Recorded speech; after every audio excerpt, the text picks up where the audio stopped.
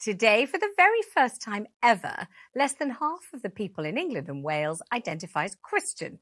That's a more than 10% drop since the latest census in 2011.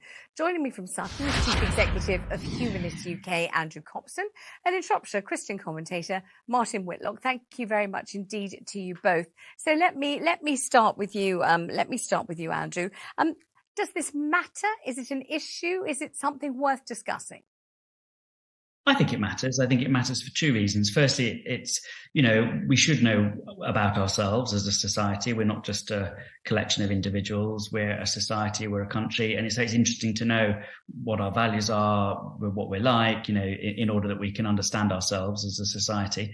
And then secondly, I think that because historically we have had such a presence of Christianity in our institutions, in our laws, in our education system, in our government and so on. I think these statistics matter, these results matter because perhaps they point a way to a different future, and they indicate that our way of government has to catch up with the way we live our lives now. So I do think it does matter. And, just objectively, it's the biggest demographic shift in our country in recent decades. I mean, it's huge. So when you say the future may alter, the direction may alter, in what way may it alter, do you think?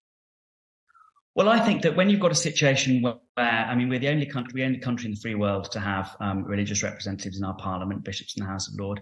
We're the only country in the world to have daily Christian worship in our state schools. We're one of only 3 countries in the free world to have state schools that are 100% taxpayer funded, but can choose children on religious grounds. The vast majority of those schools Christian.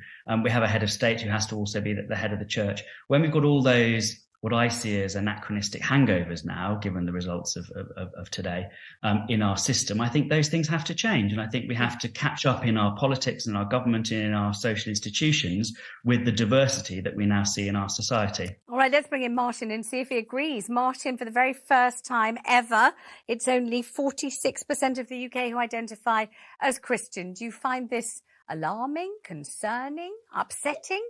How do you find it? As you say, 46.2% down from 59.3 in 2011. It's significant. It's part of an ongoing demographic change that we've seen perhaps since the war in some ways. But I myself am not alarmed by this because I'm a member of a vibrant Christian community. I have lots of connections with growing, vibrant Christian communities. And I think in some ways what we're seeing here is a decline of registration and self-representation of traditional, perhaps even at times nominal Christianity. But what we are seeing is a significant number of, although smaller numbers of churches that are growing churches. What I see is a Christian church which has significant decline in areas, but in other areas is seeing significant growth, including amongst young people, of much more commitment and engagement. So I see a reduction in traditional, perhaps even nominal registration of Christianity, but I still see significant growth in engaged and active Christianity all around me. So I'm not alarmed by this at all. It's very interesting because, what you've seen is a palpable decline, and what you're saying is that it's a growth, which is a very confusing response to what very evidently is a decline. The number of people who say they're Christian has fallen. It's fallen notably, it's fallen dramatically, and it's fallen to less than half. You heard Andrew say things will have to change if that's the case. You can't just automatically assume that you have bishops in the House of Lords anymore. You can't just automatically assume that you have a Christian assembly in state schools, or indeed that the king should be defender of the faith and that faith should be the Christian faith. Do you think he's right about that? If he says, if Christians are a minority now for the first time, they need to be treated as a minority. It needs to be acknowledged that it's a minority. Well, numbers are down, but I would say that those people who do now recognise themselves and register as Christians are more committed, more engaged, and more active in the past. So I think in some ways it's a qualitative, as it were, comparison with quantitative. Numbers are definitely down, I accept that, but I would say that those people that do register as Christians are likely to be more active, more engaged, and said that. Martin, why are numbers down? Why? Why are they down? Why have they declined steadily and now quite rapidly? Yeah, I think in the past, because there was historical registration as Christian. I'm an English person, I'm a Christian, I'm a UK national, I'm a Christian. And I think people don't think that way anymore. So I think when people nowadays say they're a Christian, they say it because they really believe, because they're committed, because they're going for it.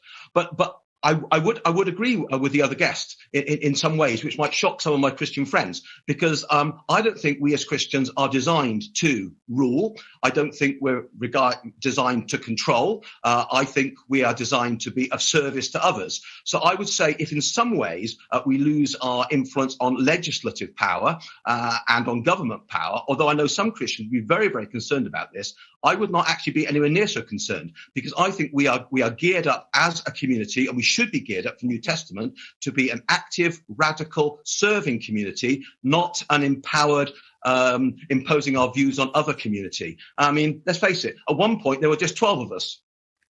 Okay, that's true. I can't argue with that. Andrew, 37.2% of people said they had no religion at all, but there were increases among those identifying as Muslim from 4.9% to 6.5%, and Hindu 1.5% to 1.7%. No religion at all. Is that what humanism is? No religion at all? Well, I mean, humanism is a word that describes a certain attitude towards life, a certain approach to life that, puts human beings' welfare and the welfare of other suffering animals at the centre of our morality, thinks this is the one life we have, trusts to science and reason and evidence to understand the universe. So a large proportion of those people who tick no religion will definitely have a humanist approach to life. But I think as a society, we're probably moving away from being able to be described in these blunt categories. It's also true that many people who tick the Christian box when you ask them in opinion polls and surveys don't believe in God, or have other opinions that we might strike us as strange to have together with a Christian identity. So I think we're a complicated and diverse society, and I think that's to be welcomed. I think that human diversity is the consequence of freedom, and that's good. What we need now is a more inclusive way of organising our society to recognise that diversity, and that's why I say that those institutions and practices from the past that have rested on the assumption of a majority religion, and until very recently in historical terms a very controlling and imposing